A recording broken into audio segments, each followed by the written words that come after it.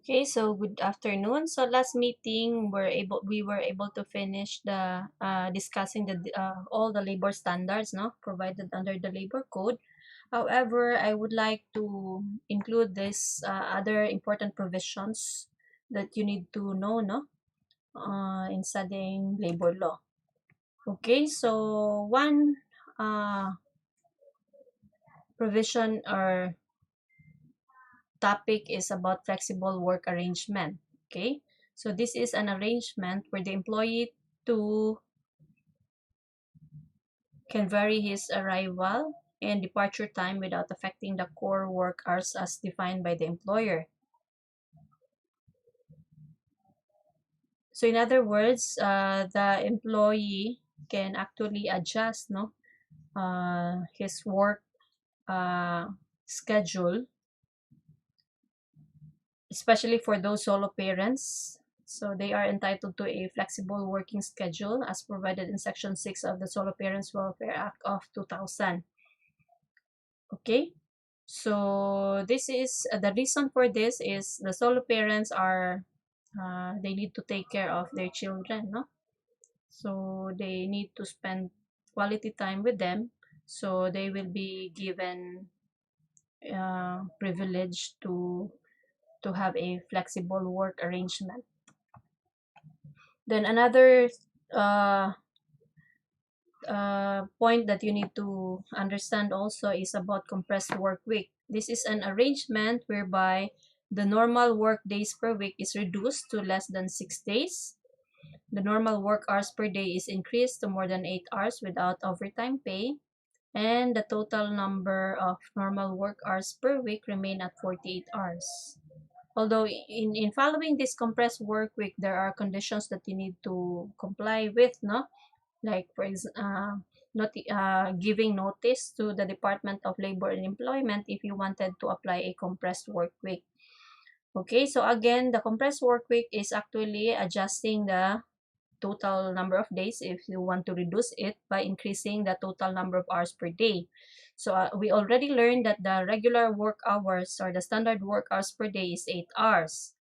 In excess of that, it is now be considered as an overtime work, no? However, if you apply compressed work week, it's no longer overtime. Like for example, in a day, supposedly you only work regularly for 8 hours, but if you want to shorten the number of days in a week, like for 48 hours, you normally work for 6 days a week, no, in a 48 hours work week, but you wanted to reduce the number of days. So let us say you just want to work for only 5 days. So how are you going to complete the total 48 hours work week? So what you're going to do is you extend or make it uh, 10 hours, for example. For the first 4 days, you work for 10 hours per day, and then on the fifth day, you only work for 8 hours. So for those 10 hours work per day, the 2 hours there is not an overtime, no, but it is considered a regular work hour because the total number of hours there is being compressed to have a shorter or reduced number of days work. Okay, so that is what we call compressed work week. But for healthcare industries or health hospitals, no, they are not allowed to apply compressed work week because number one, it is highly hazardous industry, and of course it will expose the healthcare workers, no, to uh, viruses or infections. Okay, so it would be hazardous to their health.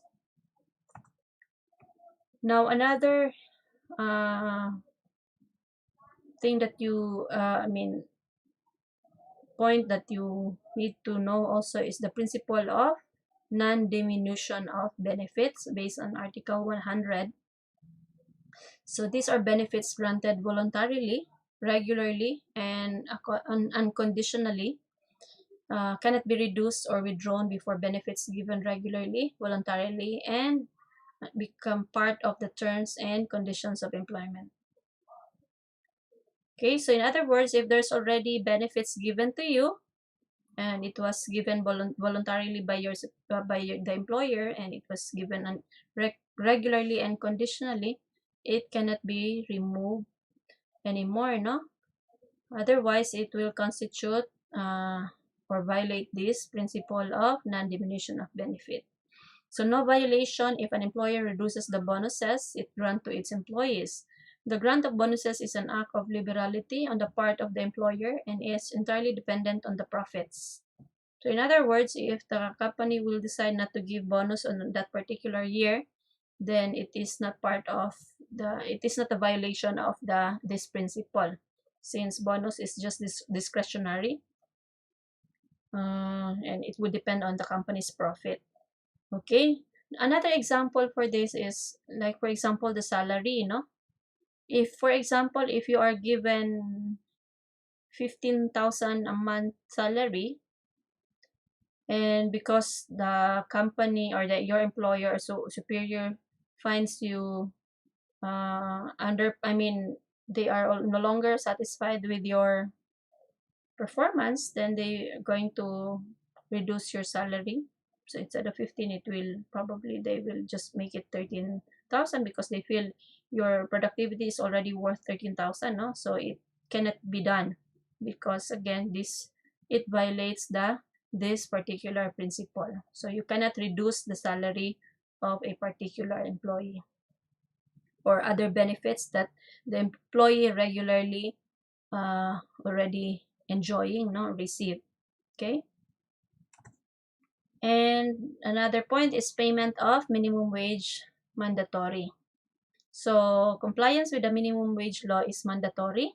Failure or refusal to pay the prescribed minimum wage will subject the employer to sanctions like double indemnity and criminal liability. So we already learned in our discussion that the Regional Tripartite Wage and Productivity Board is the government agency, which is delegated by Congress to fix the minimum wage. Now, if there is a particular minimum wage increase, then all the employers are required, except those those exempted establishment, like employing below 10 workers. The rest are mandated to comply, to give to their employees the minimum wage upon the effectivity of the law. Okay, and then wage distortion. It is a situation where an increase in the minimum wages prescribed by law or wage order results in the elimination or severe contraction of intentional quantitative differences in wage or salary rates, so between and among employee groups in the same establishment within the region, thereby effectively obliterating the distinctions embodied in the wage structure based on skills, length of service, or other logical basis of differentiation. Now, it is in your compensation benefits subject, you're going to part of the topic there is about the salary structure, wherein actually it's a long process, but ideally a company, especially if a large company with several employees being employed, there should be a salary job leveling, like for example, for the minimum wage earner, they belong to level 1 as the least amount of salary given to their employee, and then the next level is level 2, which is probably higher by, or there's a salary difference of 500 a month, and then level 3 another 500 a month. Okay, so the wage distortion occurs when level 1, example for now, the minimum wage for region 7 is 404. Okay, that's, for example, that's level 1. Employees under level 1 is receiving 404 a day. Now, for the level 2, they receive 415. per day. So a difference of 11 pesos, no? Compared to level 1. Now, assuming that the regional tribe RTWPB will increase the minimum wage to 20 pesos a day. So the level 1 there, which is 404, will now be 424, no? However, the level 2, which is 415, if you only increase the level 2 to 424, that's the new minimum wage, no? So 415, and then you only increase the level 2 to 424, so that's only 9 pesos, no? Increase. So that will result to wage distortion. So what the employer can do, if that would be the case, it will increase across the board, meaning all levels will be given a 20 pesos increase per job levels.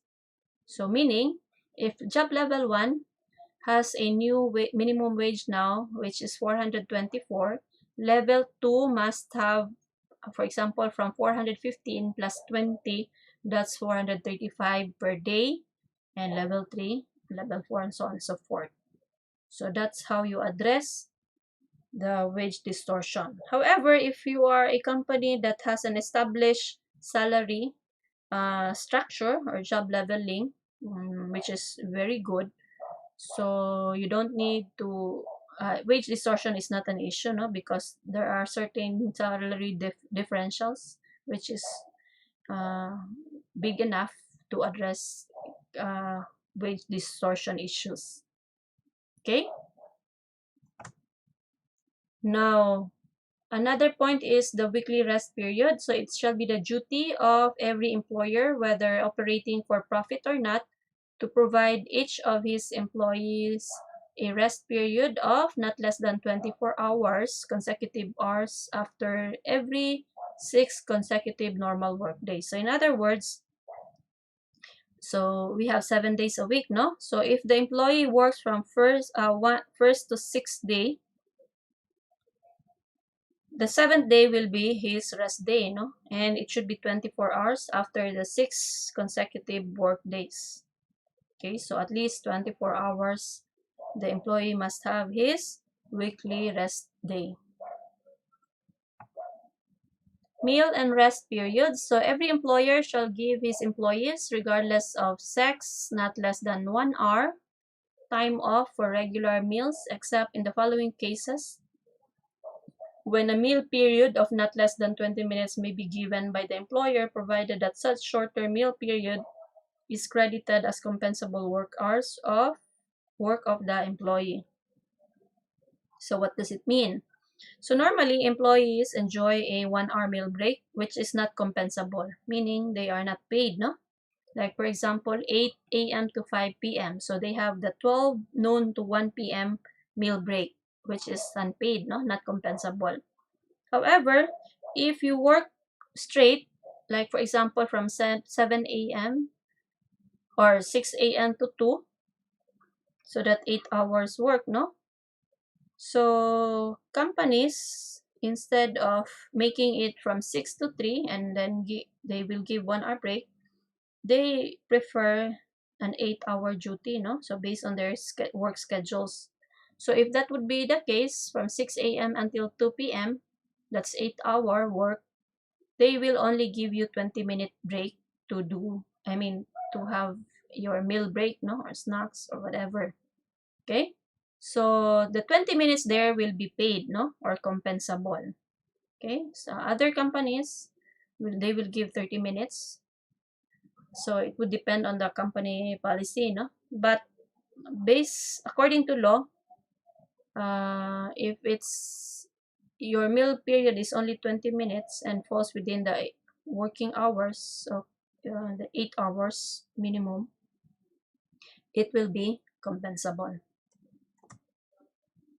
Now, with regards to taxability of the 13th month pay, so for purposes of determining taxable income, the 13th month pay not exceeding 82,000 shall be excluded in the computation of gross compensation income based on Republic Act 10653. So again, if your 13th month does not exceed 82,000, it is exempted from tax. More than that, then it will now be taxable. Now, what about bonus? This is an amount granted and paid to an employee for his industry and loyalty which contributed to the success of the employer's business and made possible the realization of profits. So it is an act of generosity granted by an enlightened employer to spur the employee to greater efforts for the success of the business and the realization of profits. So generally, bonus is not demandable and enforceable obligation. So the granting of bonus is basically a management prerogative which cannot be forced upon the employer. Okay, so in other words, bonuses are not mandatory. It is discretionary in nature, especially if the bonus is being brought or is given to you because of the company's profit. Okay, so this is just an act of generosity granted by the employer to their employees. So the company or the employer has no obligation to give bonuses, no?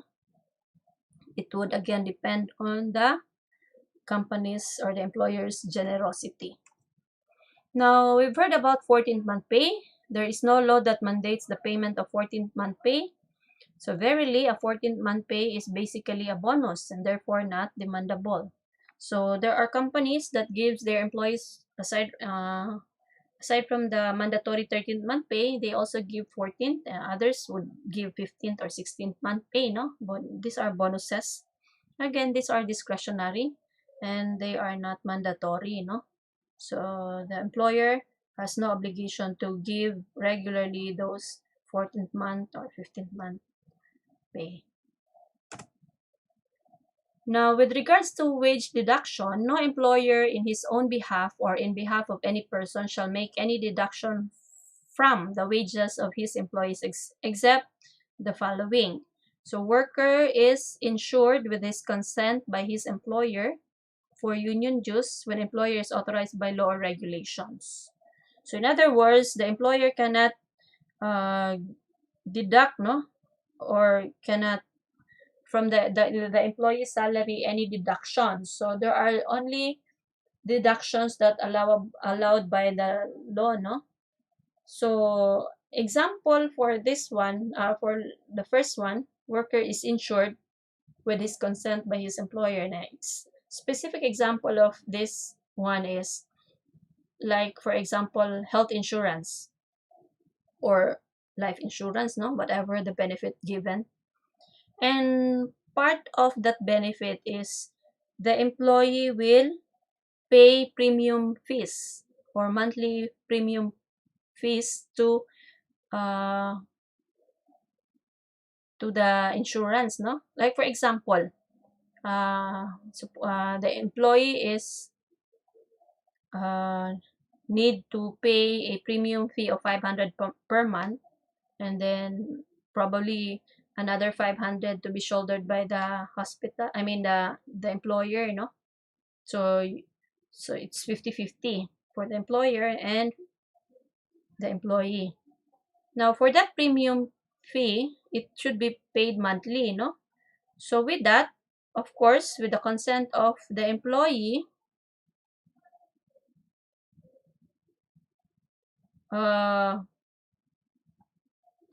that premium pay can be deducted, no, from the employee's salary. Okay, and then in case of labor unions, if you're a member of a labor organization or unions, then you can the union dues can also be deducted from your salary, you know. So especially if the kind of union your company is, I mean, there are certain unions, no, that it's like automatic for the employees to become a member once they work on that particular company. So with that, employees must pay union dues. So that's an allowable deduction. And lastly, when employer is authorized by law or regulation, such as your SSS, PhilHealth, and Pag-ibig, those are mandatory deductions. So again, that are deductions that can be allowed, no? But if, for example, you have like, for example, no, you were able to break a property, and then the company or your employer, especially the payroll section, will automatically deduct that amount, no, the item you broke from your salary. So it is not allowed, no, unless there is a consent from the employee. Okay, so, and of course there should be due process after investigation, and it's found out that you're negligent, and of course your consent must be it should be given, no, that you're going to let the payroll deduct from your salary that particular amount. Okay, so again, these are the allowed deductions, no, from your salaries. Other than that, again, consent must be needed. And another point is about stipulation against marriage, no. It shall be unlawful for an employer to require as a condition of employment or continuation of employment that a woman employee shall not get married, or to stipulate expressly or tacitly that upon getting married, a woman employee shall be deemed resigned or separated, or to actually dismiss, discharge, discriminate, or otherwise prejudice a woman employee merely by reason of her marriage. Okay, so in other words, it is illegal for the employer to make a rule, no, that employees cannot get married, or if a woman employee upon marriage shall be deemed separated or resigned. So it violates the law, no. So the employer cannot make stipulations about getting married. Then, when we've already discussed about computation of overtime work in our labor standards in our previous discussions, but in doing overtime, there are certain conditions or circumstances that an employee may be, I mean,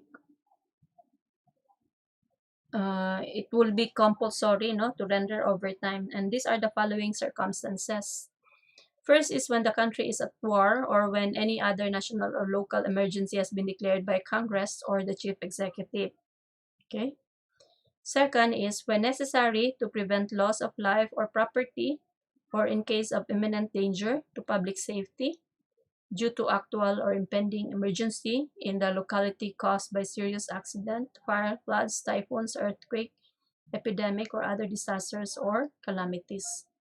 So when there is urgent work to be performed on machines, installations, or equipment in order to avoid serious loss or damage to the employer or some other causes of similar nature, and when the work is necessary to prevent loss or damage to perishable goods, when the completion or continuation of work started before the 8th hour is necessary to prevent serious obstruction or prejudice to the business or operations of the employer. So when overtime work is necessary to avail of favorable weather or environmental conditions where performance or quality of work is dependent thereon. So in cases not falling within any of these enumerated in this section, no employee may be made to work beyond 8 hours a day against his will. Okay? So those are the circumstances wherein an employee may be maybe as I mean it will be a compulsory, no, for the employee to work overtime. So outside the ambit of outside of these circumstances, and then the employee cannot be mandated, no, or complied to do overtime. Okay, Uh, However, there's an impact or a negative impact, no? Especially if you're still new or probationary in the company. Although, assuming that you already know this provisions, no, that you cannot be obliged to work overtime, so you will avail. I mean, you will follow these circumstances. So probably the your superior asks you to render overtime, but in assessing that circumstance, uh,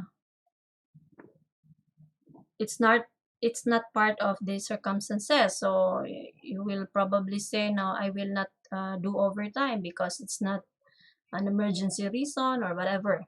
Okay, but again, as I mentioned, there's a negative impact in your work performance or your evaluation later on, no? Especially if you're still new in the company, assuming you're still probationary and you don't render overtime, even your superior asks you to do overtime, because again, you insist that it's not part of this one, no? But again, for purposes of information, these are just the circumstances that the employee can be compelled to do overtime. Okay.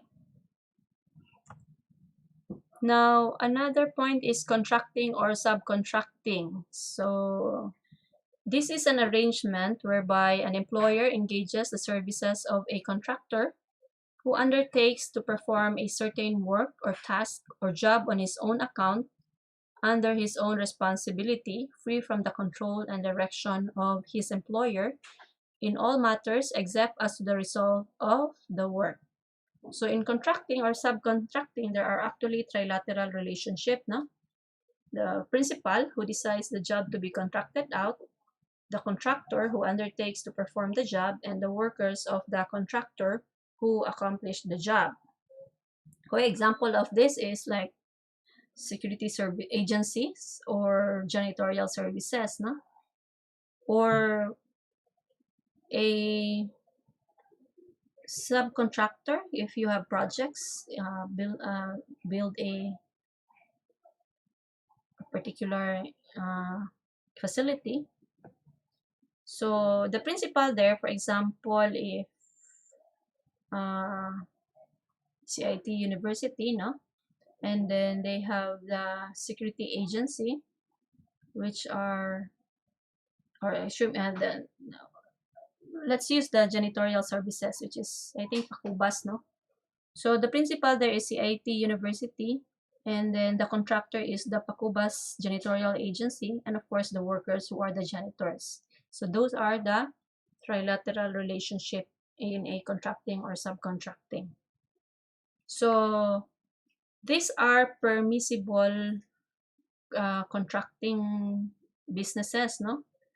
Like the janitorial services and also the security agencies. Okay, so aside and of course those contractor, no. So what are the requisites of valid contracting or subcontracting? First is you must have a distinct and independent business.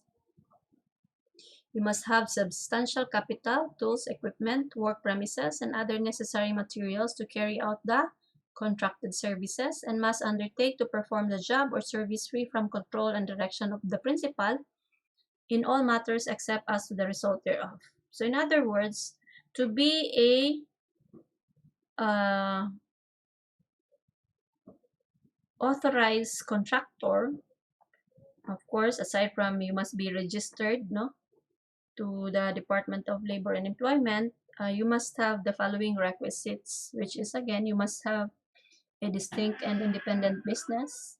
You have enough or substantial capital. So in other words, you have the money, no, the tools and equipments in doing your contract business services. And it should be free from the control of the principal. Okay, so in other words, if you're a janitorial agency, there's no control from the principal, no? So all the concern of the principal is the end result, or whatever their expected result from you as the service provider, no? But in terms of controlling the workers, the janitors, it should be the agency's responsibility as the contractor. So they will provide lead man, who are also their employees in the agency, who will lead these janitors, no, in order to do the principal's expectation, which is, for example, they wanted the whole building or the whole premises clean. So there should be no control from the principal. Now, there is labor-only contracting if an arrangement whereby the contractor who does not have substantial capital or investment in the form of tools, equipment, machineries, and work premises. So they merely recruits or supplies workers only to a principal employer to perform a job, work, or activity that is directly related to the main business of the principal employer. So in other words, the agency there has no substantial capital or investment. So all they need to do is to provide the laborers or the workers. And the principals are paying all those expenses, no? So labor only contracting is illegal. So it is unauthorized. Okay. So what are the elements of labor only contracting? The contractor merely supplies workers only to a principal. The activities performed by the workers are directly related to the main business of the principal. So in other words, the work that they are doing, the workers, they are performing a regular job, no? So that is an indication that it is a labor-only contracting. And then the contractor does not have substantial capital or investment in the form of tools, equipment, machinery, or work premises to carry out the contracted job or services. So for this, if there is this, in an agency, in a contracting agency, if they have this, even one of this, they can be considered as a labor-only contracting agency, which is illegal. Now, another important point in contracting is the solidary liability. So every employer or indirect employer shall be held responsible with his contractor or subcontractor for any violation of any provision of this code. So an example of this is a security agency. Now, if the contractor, which is based on the trilateral relationship wherein there is principal, the contractor, and the worker, if the contractor doesn't have the substantial investment or capital, like for example, if the contractor violates the SS payment, no? Like, although, for example, if the principal, although they are the one who pays the contractor, no? And part of that is the SS, for example, contribution, and the contractor will be the one to remit those premiums or payments or contributions to SSS. Now, assuming that the contractor did not remit those contributions. Now, if the worker, example a guard, file a complaint to SSS and the contractor can no longer pay those SS premium contributions, then the principal is solidarily liable to pay that premium contributions, no? So that is what we meant on solidary liability. So they have the same liabilities, or they have obligations, no? If the contractor cannot pay those contributions. Although initially the principal paid and those contributions, however, the contractor did not uh, remit those contributions, and later on the contractor can no longer pay those unremitted contributions, then again the principal will be liable. Now, visitorial enforcement power, this is under the Article 128 of the Labor Code, no? So it states that the Secretary of Labor and Employment or his duly authorized representatives, including labor regulation officers, shall have access to employers' records and premises at any time of the day or night whenever work is being undertaken therein, and the right to copy therefrom, to question any employee and investigate any fact, contribution, or matter which may be necessary to determine violations or which may aid in the enforcement of the labor code and of any labor law, wage order, or rules and regulations issued. So in other words, that's the DOLE, or specifically the Secretary of Labor of Employment, has the authority to visit or to monitor those companies, no, especially those employers who did not follow the or gives the labor standards, no, like for example they don't give the minimum wage. So they have the DOLE has the visitorial and enforcement power. Okay, although it states there that it is the Secretary of Labor Employment, but again it can be delegated, no, to the labor regulations officer. That is why companies are being visited, no, by the labor regulations officer from DOLE. Of course, when they visit you, they will be bringing with them their authority, letter of authority to assess your company. Okay, so my advice as a future HR practitioner, you must try to look for a job or a company who are compliant with the labor standards, no, so that you will not encounter any problems. Unlike if you work in a small companies and doesn't give to their employees what is required by law, then you will really have a big problem, no? Especially if DOLE will visit your company.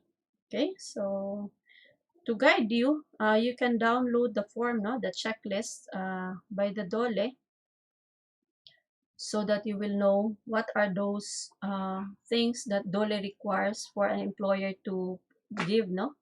There are also other policies like sexual harassment policy, hepatitis, tuberculosis policies that your company should have, no?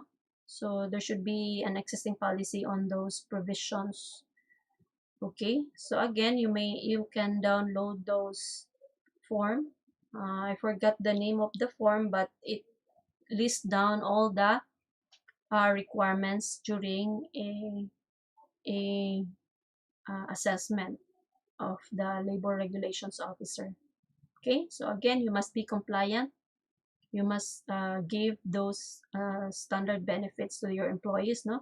So the scenario here, when the labor regulations officer visits your company, they will they will at first go to HR, no? Talk to whoever is in charge, and then they will inform that they will conduct an assessment. And initially, they will interview the HR officer or whoever is in charge to answer those questions. So they conduct sort of an audit if you are compliant to all those things, no? And most of these officers from DOLE, they will do rounds and ask or interview some workers randomly, no? And they will ask those employees if they are really receiving those benefits. They even look to your payslips. What are those deductions? Whether SS are being deducted, PhilHealth, and Pag-ibig, no?